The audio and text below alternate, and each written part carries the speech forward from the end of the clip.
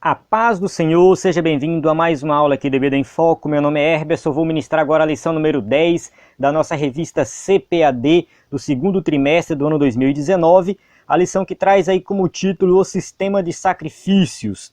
Nós já estudamos aí sobre o tabernáculo em aulas anteriores, falamos sobre o altar de sacrifícios, falamos um pouco já sobre sacrifícios, mas nós vamos fazer uma abordagem nessa aula sobre o sistema de sacrifícios de uma forma mais geral, falar de alguns tipos de sacrifícios. Vamos ver, como a gente tem estudado em aulas anteriores, que tudo aponta para Cristo, e mais especificamente para o sacrifício de Jesus Cristo para perdoar os nossos pecados.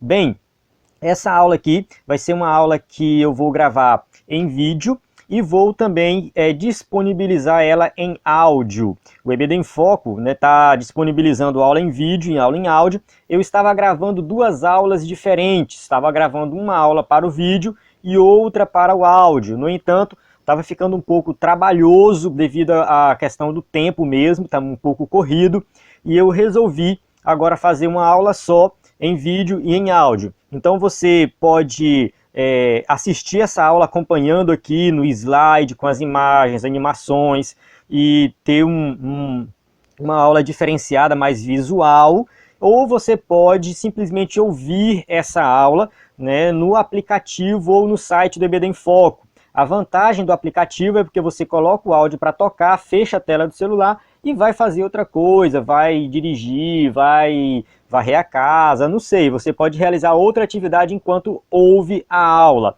Então dá para fazer das duas formas, depende da maneira que você prefere estudar. Então se você estiver aí ouvindo essa aula, deixe também o seu comentário no aplicativo de se você gostou ou não da aula, do formato da aula. Se você estiver assistindo essa aula em vídeo no YouTube, pode deixar seu comentário. E se estiver assistindo essa aula em vídeo no site do EBD em Foco ou no aplicativo do EBD em Foco, também pode deixar o seu comentário. Vale ressaltar que quem está no site ou no aplicativo precisa fazer o login para comentar, para baixar a aula. Tem essa opção dentro do aplicativo também, fazer o download da aula. Além da aula, você tem um subsídio em PDF, tem a aula em áudio, que eu já falei aqui, e tem também o slide em PowerPoint para você usar na sua igreja.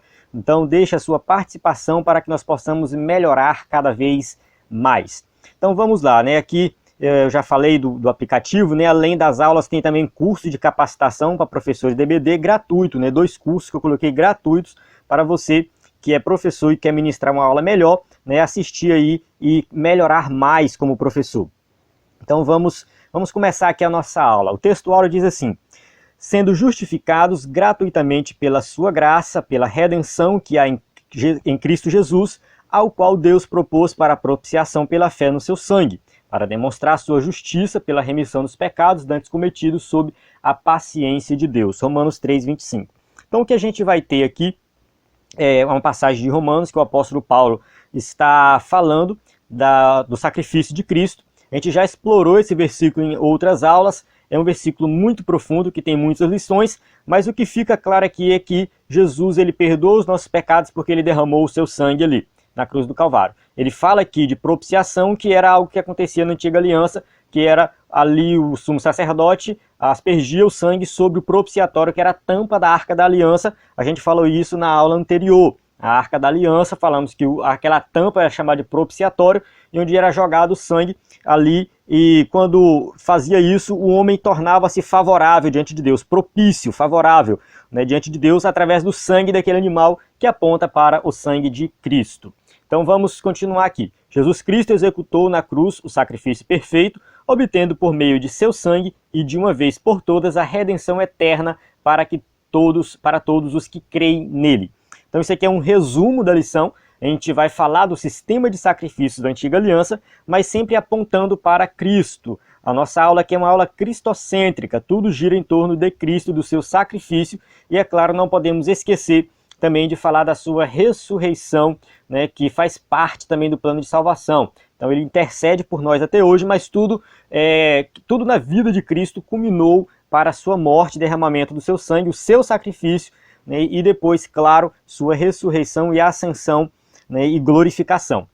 Então, a gente vai fazer uma aula com aplicações práticas para a vida cristã, voltada para o sacrifício de Jesus Cristo.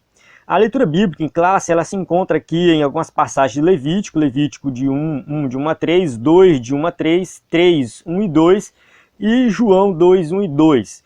Por que essa leitura quebrada assim? Porque a gente vai falar de vários tipos de sacrifício. A ideia da aula é uma visão geral. Vamos falar do holocausto, oferta de manjares, oferta pacífica, oferta pelo pecado e dia da expiação. Então é 1, 2, 3, 4, 5 tipos diferentes de sacrifício.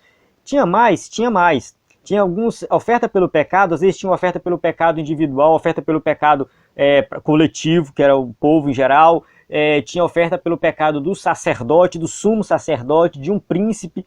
Então tinha vários outros sacrifícios, várias outras ofertas. Então é um assunto muito profundo. O escritor da revista tirou alguns aqui para a gente estudar, e a gente vai falar um pouco também de cada um. Não vai dar tempo de se aprofundar muito em cada um, mas também a ideia da aula não é ir a fundo em cada um, mas é entender o geralzão do sistema de sacrifícios e como isso tem impacto na nossa vida cristã. A introdução da lição diz assim: antes de ser uma resolução de Moisés, o sistema de sacrifício estabelecido em Israel foi ordenado por Deus. Então assim, Moisés é chamado de o legislador, de Israel. No entanto, tudo que ele recebeu foi de Deus. Então foi Deus que estabeleceu o sistema de sacrifícios. O sistema de sacrifício não era novidade para o povo de Israel, já acontecia antes da lei, antes de Moisés. A gente observar Abraão, Isaac, Jacó, todos eles ofereceram sacrifício. A gente vê Jó também, que segundo os estudiosos faz parte da época dos patriarcas, também fazia sacrifício. Então o sistema de sacrifício ele já existia. Na verdade, o sacrifício em si já existia em Israel. Acontece que ele não era organizado, era o patriarca, o pai, o chefe da família que realizava o sacrifício. E quando Deus chama Moisés no Monte Sinai e entrega para Moisés a planta do tabernáculo, fala como que vai ser feito de agora em diante, Deus está organizando esse sistema de sacrifícios para que não fosse feito de qualquer forma, de qualquer maneira, mas que tivesse alguém específico cuidando daquilo, que no caso seria os sacerdotes, e a tribo de Levi seria responsável por tudo relacionado à adoração. Então Deus está organizando o sistema de sacrifícios com Moisés. Os livros de Êxodo e Levítico apresentam com precisão as instruções sobre como eles deveriam ser apresentados a Deus dentro do tabernáculo. Então, toda forma, toda maneira que tinha que acontecer esse sacrifício estava registrado ali. Então, tanto Êxodo como Levítico, tem também Número, Deuteronômio, sempre vai ter alguma coisa falando do sistema de sacrifício, como deveria ser realizado para que não fosse feito de qualquer maneira. Deus está mostrando a santidade dele através do sistema de sacrifícios. Então, nesta lição, nós veremos como esse sistema foi praticado e desenvolvido até que chegasse ao supremo e suficiente sacrifício de nosso Senhor e Salvador Jesus Cristo, a expiação do Calvário. Então, a ideia aqui é mostrar como tudo aquilo apontava para o sacrifício de Cristo. Todo aquele sistema era passageiro, todo aquele sistema era algo provisório, não era algo definitivo. Por quê? Porque o sacrifício definitivo aconteceu em Cristo Jesus. Vamos lá, tópico 1. A oferta voluntária, o holocausto.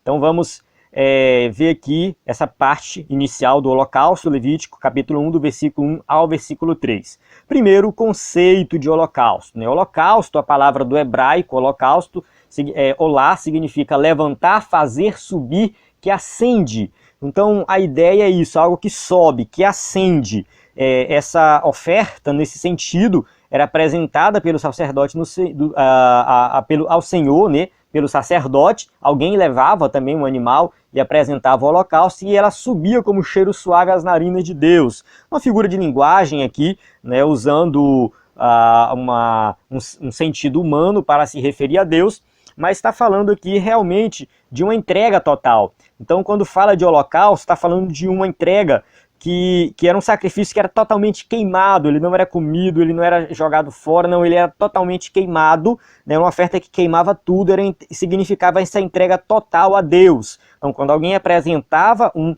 holocausto ali, levava o animal para fazer um holocausto, o que Deus estava recebendo também era a obediência dessa pessoa né? Essa pessoa ela tinha que ter fé também, Deus estava olhando a fé dessa pessoa, então não era simplesmente, né, um sacrifício como qualquer outro, mas era algo relacionado também à vida da pessoa, né? Tinha o fato dela estar levando o animal, que tinha um gasto para ela, tinha não era algo assim de graça, a gente vai falar dos animais mais na frente, tinha um gasto para essa pessoa, então realmente tinha uma obediência por trás de todo esse sistema de sacrifício. Então vamos lá, o holocausto, o que era a oferta de holocausto, né? O que era essa oferta? Então basicamente era uma oferta que apresentava no altar e podia ser de animais, como aves, cabra, bode, cordeiro, carneiro, tinha vários animais que poderiam ser usados no holocausto.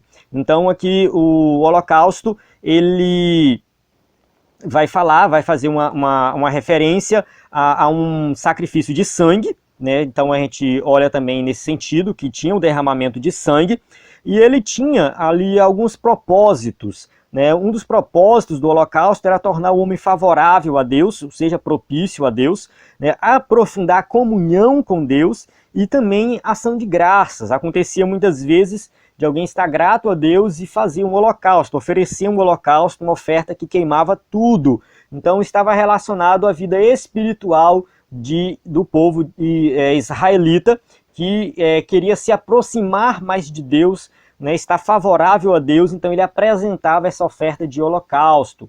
Era um tipo de sacrifício que apontava para a vítima perfeita. Quem é? Cristo, o Cordeiro de Deus que tira o pecado do mundo. Então esse sistema de sacrifício, ou seja, esse sacrifício específico, que é o holocausto, apontava também para o sacrifício de Cristo.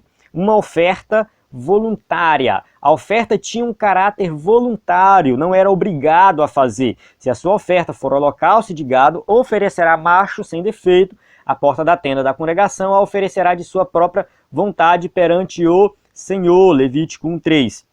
Então ele vai oferecer ali um holocausto de forma voluntária, né? A palavra gado aqui, no contexto judaico, não se refere somente a boi, vaca, mas pode ser outros animais. Tinha alguns estudiosos, mostra que é da tradução do texto hebraico, mostra que também se refere a outros tipos de animais, não necessariamente um boi ou uma vaca. Então, essa pessoa que ia até a Deus, ali diante de Deus, no altar, oferecer esse sacrifício, ela ia com uma atitude humilde, ela ia com obediência, ela ia de forma voluntária e ela estava entregando algo que custava para ele alguma coisa. Então, tipo assim, ele não podia pegar um animal do campo lá, um animal selvagem. Ele tinha que pegar um animal domesticado, algo que ele pagou, que ele comprou, que ele criou, que ele alimentou. Então tinha um gasto, então era um sacrifício para ele também. Nesse sentido, financeiro, ele tinha um gasto financeiro com esse tipo de sacrifício. E ele não fazia isso de forma obrigatória, mas fazia de forma, né, voluntária, em gratidão pelo que Deus já tinha dado para ele, e ele queria ter mais intimidade com o Senhor. O objetivo do holocausto era que Deus aceitasse o ofertante, assim o ofertante colocava a mão sobre a cabeça da vítima a ser sacrificada, transferindo para si os benefícios do sacrifício, a expiação dos pecados, né? Então, se fosse o caso dele estar ali querendo se aproximar de Deus porque tinha errado, estava pecando, ele tinha também, né, essa ideia de colocar a mão sobre o animal como se ele estivesse transferindo. A questão da expiação, a palavra expiar significa cobrir. Eles cobriam, o pecado era coberto para que Deus não visse mais o pecado na vida daquele pecador.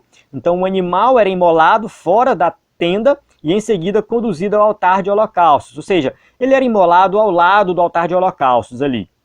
Então há algumas explicações que vão divergir aqui, que era fora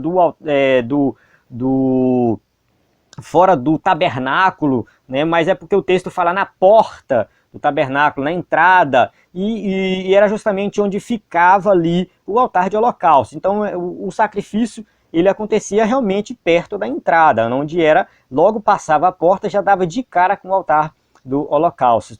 Então, só para ficar bem claro, né, a pessoa chegava com a sua oferta, levava ali diante do sacerdote, acontecia aquela vítima, o animal era imolado, derramado o seu sangue, e ele era totalmente queimado no altar de holocaustos. O sacrifício de Cristo foi um holocausto agradável ao Pai. Então vamos falar sobre o sacrifício de Jesus. 2 textos bíblicos expressam essa verdade. Cristo vos amou e se entregou a si mesmo por nós em oferta e sacrifício a Deus em cheiro suave. O apóstolo Paulo, escrevendo aqui a igreja de Éfeso, ele vai deixar isso bem claro, Efésios 5:2, né, que Jesus morreu na cruz do Calvário, ele entregou a si mesmo em oferta. Ele entregou por completo, ou seja, um holocausto, uma oferta que foi queimada por completo. E essa oferta foi recebida diante de Deus como cheiro suave. Foi uma oferta voluntária que Cristo fez de obediência, né, em prol ali do plano de salvação para perdoar os nossos pecados. Hebreus 9, 13 e 14 também vai dizer isso, porque se o sangue dos touros e bodes e a cinza de uma novilha, esparzidas sobre os imundos, os santificam quanto à purificação da carne, quanto mais o sangue de Cristo, que pelo Espírito Eterno se ofereceu a si mesmo, imaculado a Deus, purificará a vossa consciência das obras mortas para servirdes ao Deus vivo. Então aqui o escritor aos Hebreus está deixando bem claro o seguinte, que se aquele sacrifício de animais fazia com que aquela pessoa saísse dali com a consciência limpa, imagina o sangue de Cristo. Imagina agora o sangue de Jesus, que é perfeito. Ele sim que vai purificar a nossa consciência das obras mortas para que nós possamos servir ao Deus vivo. Então, quando nós cremos em Jesus como Salvador, depositamos a confiança da nossa salvação nele, automaticamente nós temos que estar com a nossa consciência limpa de todo o pecado. Trata-se, pois, de uma imagem perfeita de como fomos reconciliados com o Pai mediante o sacrifício de seu amado. Isto é, Deus estava em Cristo, reconciliando consigo o mundo, não lhes imputando os seus pecados, e pôs em nós a palavra da reconciliação, 2 Coríntios 5, 19. Então, que fique bem claro que nós somos pecadores, somos falhos, mas por meio do sacrifício de Cristo nós somos reconciliados com Deus. Então nós temos que ter a nossa consciência limpa de todo o pecado, porque aconteceu essa reconciliação não por mérito nosso, mas pelos méritos de Cristo, por causa da sua morte na cruz do Calvário. Entrando agora no segundo tópico, a oferta de manjares, que nós estudamos o holocausto, né, capítulo 1 de Levítico. Agora vamos para o capítulo 2, oferta de manjares. Vamos lá. O significado da oferta. O que é essa oferta de manjares? Essa oferta representava a gratidão do hebreu pela fecundidade da terra.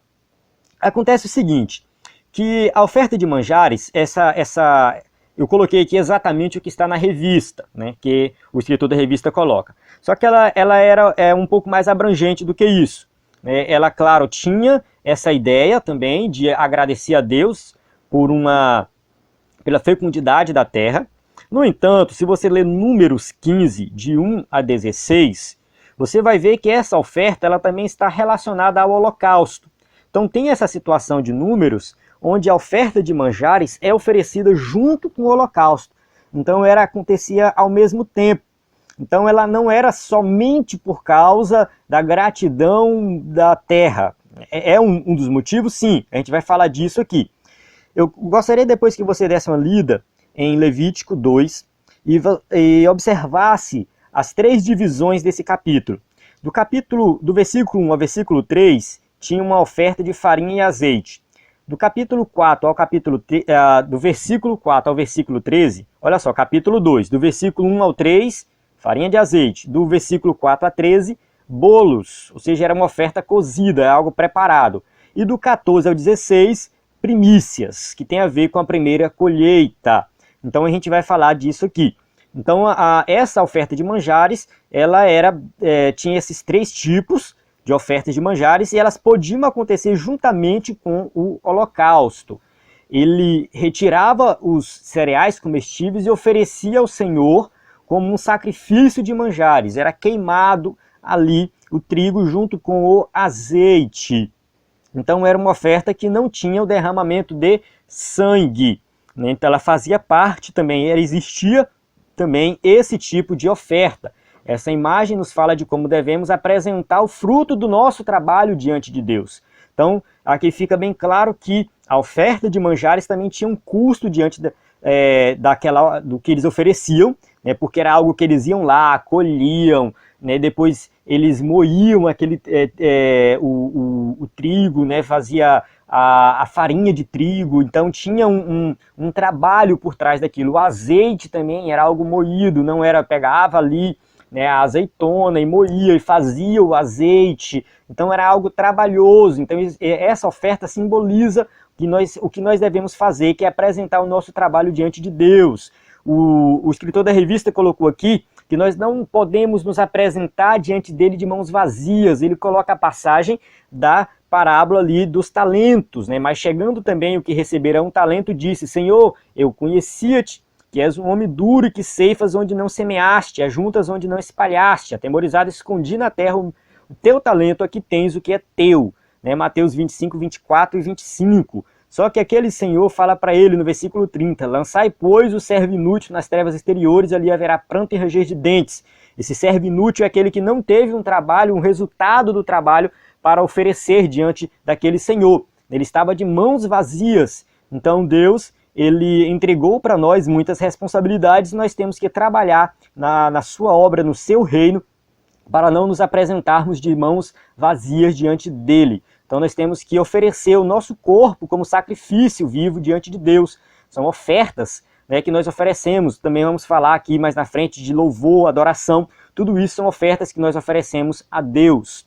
Como era a oferta de manjares? Essa oferta também era chamada de festa das primícias. Só uma correção aqui. Então esse aqui é o texto que está na revista. Só que não é bem assim. Eu não concordo muito com esse texto aqui. Não é que a oferta de manjares era chamada de festa das primícias. É que quando acontecia as primícias, que eram as primícias? O começo da colheita, tinha mais de um tipo de colheita. Então tinha a colheita dos frutos, tinha a colheita da cevada, tinha a colheita do trigo, que aconteciam em épocas diferentes. Então todas as vezes que acontecia essas primícias, que eram as primeiras colheitas, o povo oferecia diante de Deus oferta de manjares. Então a oferta de manjares ela também estava vinculada à festa das primícias, mas não necessariamente ela acontecia somente nessa situação. Era somente quando tinha as primícias que tinha oferta de manjares. Essas ofertas aconteciam em várias ocasiões, inclusive, né, na festa das primícias. Ela compunha-se de grãos novos e macios colhidos na primeira colheita. Então, essa oferta de manjares que acontecia na primeira colheita era uma oferta diferenciada, que ele realmente estava sendo grato a Deus por tudo que Deus tinha realizado, pela colheita que eles tinham realizado, e eles entregavam ali essa oferta diante de Deus. Era feita também com farinha misturada com azeite. Então, como eu falei, a primeira parte do capítulo 2 era farinha e azeite. E ali a gente observa, né, que o azeite ele é símbolo do Espírito Santo. O azeite era usado na oferta, era usado para fazer bolos, era usado em várias situações, para ungir. E na Bíblia nós temos o azeite como símbolo do Espírito Santo. Essa oferta faz lembrar da importância de vivermos uma vida dependente do Espírito Santo. Então, quando nós dependemos do Espírito Santo, nós estamos ofertando a Deus, né? E que possamos, na força do Espírito, fazer as mesmas obras que o nosso Senhor fez. Como Deus ungiu a Jesus de Nazaré com o Espírito Santo e com virtude, o qual andou fazendo bem e curando a todos os oprimidos do diabo, porque Deus era com ele. Atos 10, 38. Então, que nós possamos também ser usados pelo Espírito Santo para realizar obras, né, e andar como Jesus andou. A oferta aponta para um alimento espiritual. A palavra de Deus diz que Jesus é o pão que desceu do céu, é o pão da vida. Essa oferta de manjares, uma parte dela era queimada e outra parte era comida pelos sacerdotes. Então eles se alimentavam, né? E Jesus ele é o trigo, né, moído, que foi moído para tornar o nosso alimento espiritual. Quando a gente fala que Jesus foi moído, é porque ele passou por um grande sofrimento até morrer ali na cruz do Calvário. Então ele se tornou o nosso alimento. Quando nós sentamos ali para ceiar, tem um momento de comunhão e lembrar da morte de Jesus e saber que ele nos sustenta, que ele é o nosso alimento diário. Logo, da mesma forma que Israel obedeceu à ordenança divina de apresentar a oferta de manjares diante de Deus, que apresentava essa oferta, uma parte, né, dessa oferta era comida pelos sacerdotes ali dentro do lugar santo, né, nós também, né, somos instados por Cristo a alimentar-nos dele, né, o testemunho do Senhor é verdadeiro. Então, nós, como cristãos, temos que nos alimentar de Cristo. Ele é o nosso sustento, ele é o nosso alimento. Então, nós temos que oferecer a nossa vida diante dele como oferta agradável e ele vai nos sustentar. Terceiro tópico, a oferta pacífica, o sacrifício pelo pecado e o dia da expiação. A gente vai ter aqui mais alguns tipos de sacrifícios que aconteciam. Vamos falar primeiro da oferta pacífica. O que era a oferta pacífica? Era um sacrifício em que o ofertante imolava o animal, tirando porções especiais e separando-as do sangue e da gordura do animal. Então essa oferta pacífica, segundo alguns estudiosos, poderia ser traduzido também como sacrifício de bem-estar, né? Sacrifício pacífico ou sacrifício de bem-estar.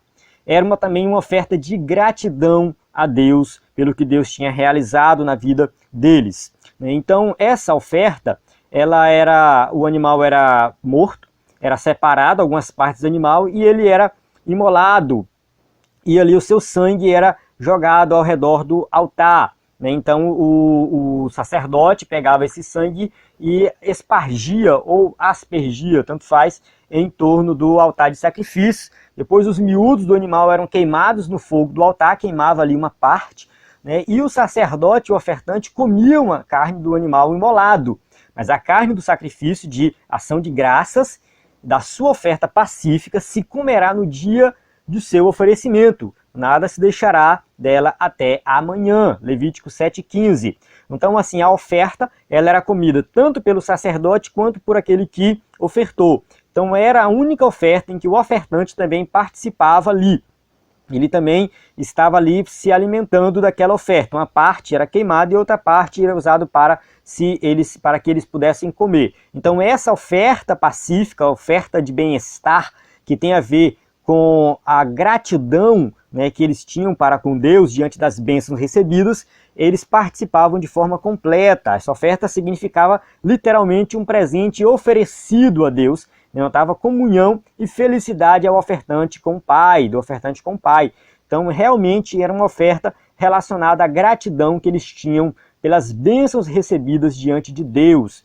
Quando a gente fala de gratidão, a gente não pode esquecer que a gratidão ela é muito importante na vida cristã. Às vezes nós nos ligamos muito no sentido de pedir, pedir, pedir e esquecemos de agradecer a Deus pelo que Ele tem feito para conosco. Então, quando a gente olha para o sistema de sacrifícios dos israelitas, o que a gente observa é que eles tinham uma oferta que era para pedir perdão, né, para se tornar ali limpo de todo o pecado ou purificar de qualquer impureza, mas tinha uma oferta que era simplesmente voltada para agradecer a Deus por tudo que Deus tinha realizado na vida deles.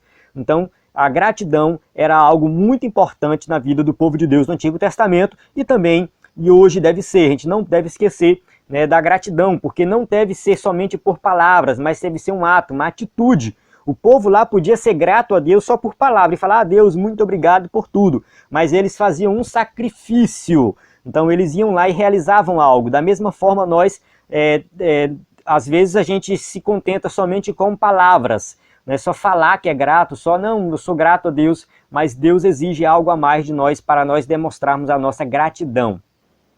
A simbologia da oferta pacífica. A oferta pacífica também aponta para a nossa reconciliação para com o Pai, né? Também aponta para Cristo. A palavra de Deus mostra que o nosso Senhor proveu na cruz entre o homem e o Criador, a paz entre o homem e o Criador, né? Corrigindo aí.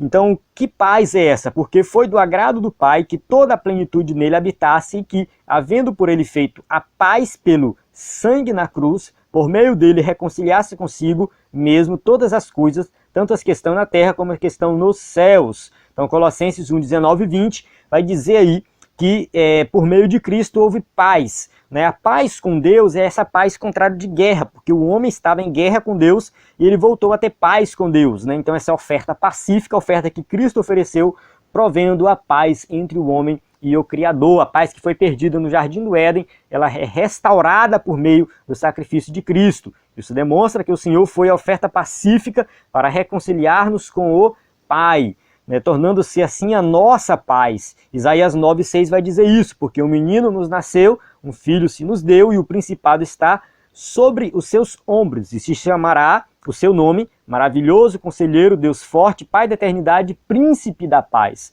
Então Jesus é o nosso Príncipe da Paz, porque ele promoveu paz entre o homem e Deus. Agora vamos falar de mais uma oferta, que é a oferta pelo pecado. Diferente das outras ofertas, oferendas, a oferta pelo pecado e pela culpa eram obrigatórias. Então as outras eram ofertas de gratidão, de manjar, a oferta pacífica, ao holocausto. Todas essas ofertas eram voluntárias, fazia quem quisesse fazer, ninguém era obrigado a fazer. Mas eles faziam justamente porque eles tinham intimidade com Deus e queriam estar ali mostrando a sua gratidão. Quando a gente olha para a oferta pelo pecado, já é algo obrigatório. Por quê? Porque aqui está relacionado, à natureza pecaminosa do homem, que precisa ser restaurada. Então, devido ao pecado, o homem tinha que apresentar algo diante de Deus, o homem pecador ou a mulher pecadora precisava apresentar algo diante de Deus para que os seus pecados fossem perdoados. Na situação em que todo o povo pecava, a gente tem o seguinte: quando o povo pecava, a gordura era queimada no altar, que ele vai falar assim, Levítico 4,19, e tirará dele toda a sua gordura e queimá-la sobre o altar, e o animal teria que ser queimado fora do acampamento hebreu. Fala assim, depois levará o novilho fora do arraial e o queimará como queimou o primeiro novilho. É expiação do pecado da congregação. Levítico 4,21. A Bíblia mostra que o nosso Senhor Jesus foi morto fora de Jerusalém, fazendo-se pecado por nós. Olha só, deixa eu explicar isso aqui com mais detalhes. Esse sacrifício pelo pecado tinha vários sacrifícios. Tinha o pecador individual, tinha o sacerdote, tinha o príncipe, cada um era uma lei diferente, era uma ordenança diferente. E tinha o pecado comunitário, da congregação. Aqui nós vamos falar desse comunitário, o pecado da congregação, a expiação do pecado, de uma quantidade maior de pessoas. Então, não é o dia da expiação ainda. Então é um texto que vai deixar bem claro que é um pecado coletivo do povo. E aí o povo vai oferecer sacrifício diante de Deus, e aí o novilho que é oferecido, ele é queimado fora do arraial. Quando a gente olha para o sacrifício de Cristo, Jesus não foi morto dentro de Jerusalém, mas ele foi morto fora de Jerusalém, fora da porta de Jerusalém. Isso simboliza que o sacrifício de Cristo é para todos. Não é só para um povo específico, não é para um grupo específico. Mas Jesus morreu fora de Jerusalém, mostrando que ali ele está resgatando toda a humanidade. Então, o sacrifício de Jesus, esse sacrifício da antiga aliança, apontava para o sacrifício de Cristo, que é muito mais abrangente, que alcança todos. Tem esse caráter universal, não tem esse caráter específico para um grupo específico, para uma pessoa específica. Jesus morreu por todos, e todo aquele que crê será salvo.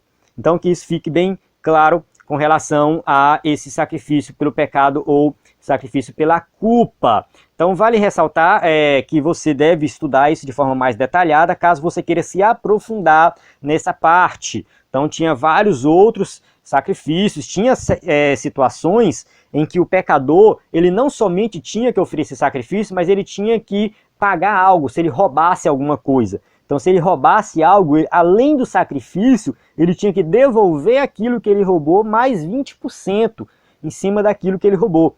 Então, tem várias situações que não estão aqui na aula, devido à questão do tempo, mas você pode sentar e dar uma estudada aí. Então, tem várias situações em que o perdão de pecados não se restringia somente ali, de oferecer o sacrifício. Trazendo para nós uma aplicação prática, algo bem simples e direto, é que muitas vezes quando a gente ofende alguém, por exemplo, a gente acha que basta ajoelhar e pedir perdão para Deus. Mas a Bíblia deixa bem claro que nós também temos que ir lá com o nosso irmão e pedir perdão para ele. Então, o perdão dos pecados, às vezes, não está só ali relacionado à minha reconciliação com Deus individual, mas também coletiva. Ou seja, eu faço parte do corpo de Cristo e eu devo satisfação né, também se eu ofendi alguém, se eu ofendi a igreja, eu devo satisfação para a igreja, eu devo satisfação para o meu irmão, então eu tenho que ir lá também e pedir perdão para o meu irmão e voltar a conviver bem com ele. Tá? Então isso aqui é só um parênteses que eu abri para que você também possa dar uma lida no capítulo 2, 3, 4, 5, 6 e 7. Do capítulo 1 ao 7, você tem que ler para entender melhor todo esse sistema de sacrifício. Vamos lá para o tópico 3.4, o grande dia da expiação. Levítico 16 narra o mais importante dia para o povo judeu. Era o dia da expiação. O dia da expiação, ele era um dia específico, né, no calendário judaico, que era uma festa que acontecia, onde o sumo sacerdote ia fazer o sacrifício pela sua vida e pelo povo, onde acontecia aí um sacrifício coletivo para perdão do povo. Acontecia uma vez por ano, né, esse dia ele era um dia de jejum e não podia fazer qualquer trabalho, né? Então era algo realmente voltado para estar na presença de Deus. E esse é o dia que até hoje os judeus chamam de Yom Kippur, que é o dia do perdão. É claro que nos dias de hoje eles não realizam mais o sacrifício, mas querendo ou não é um dia de comoção, é um dia de jejum, né? Se você observar na Bíblia, não vai ter exigências de jejum diário, enfim, para o povo judeu. O único dia que Deus exige de fato o jejum é no dia da expiação, né? De Yom Kippur. É o dia da expiação, o dia do perdão. Esse dia Deus exigia um quebrantamento, exigia um jejum. Não que a pessoa não pudesse fazer um jejum em uma situação específica. Ana jejuou porque ela tinha uma situação específica. Esté convidou o povo para o jejum porque tinha uma situação específica, né? Mas a ordenança divina para o jejum no Antigo Testamento era o dia da expiação. Então, nesse dia da expiação, era a data que o sumo sacerdote apresentava o novilho por si mesmo e por sua família. O texto vai dizer assim: depois Arão oferecerá o novilho da expiação que será para ele e fará expiação por si e pela sua casa. Levítico 16:6.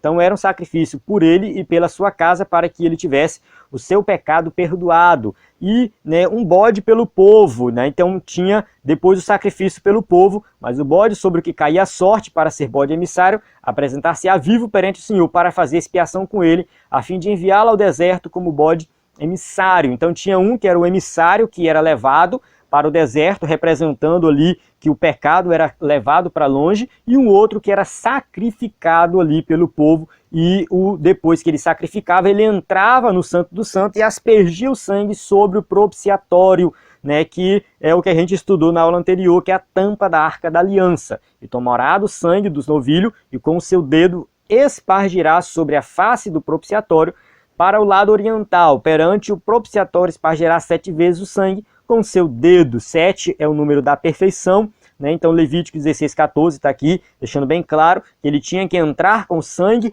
do animal que era sacrificado e aspergir sobre a tampa do propiciatório, e ali acontecia o perdão dos pecados, né? Por isso que diz que Jesus no caso, ele morreu na cruz do Calvário e foi propiciação pelos nossos pecados.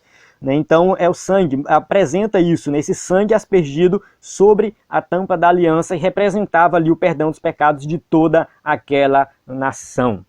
Esse sistema de sacrifício como um todo, e esse sacrifício específico aponta para Cristo. Esse rito aponta para o nosso grande dia da expiação no Calvário, quando Jesus Cristo, nosso Senhor, exclamou na cruz: está consumado. Então quando Jesus fala ele está consumado, tudo aquilo da antiga aliança se cumpre nele. Não precisa mais realizar aquele sistema de sacrifício. O seu sacrifício foi perfeito. Perdoa pecados, é para sempre e não precisa se repetir. Então aquele sistema antigo repetia ano após ano, repetia o dia da expiação. Agora não, o grande dia da expiação aconteceu. Não tem mais necessidade de realizar nenhum tipo de sacrifício de animais, porque o sacrifício de Cristo é perfeito para perdoar os nossos pecados. Amém? Chegamos na conclusão. Nesta lição vimos o quanto era complexo o sistema de apresentação de ofertas para diversos pecados e o dia anual de expiação, em que o sumo sacerdote apresentava a oferta pela nação inteira. Mas a palavra de Deus mostra-nos que o sacrifício único de Cristo no Calvário foi suficiente para pagar os nossos pecados. Valorize a graça de Deus e alegre-se no Espírito Santo, por este presente, a salvação.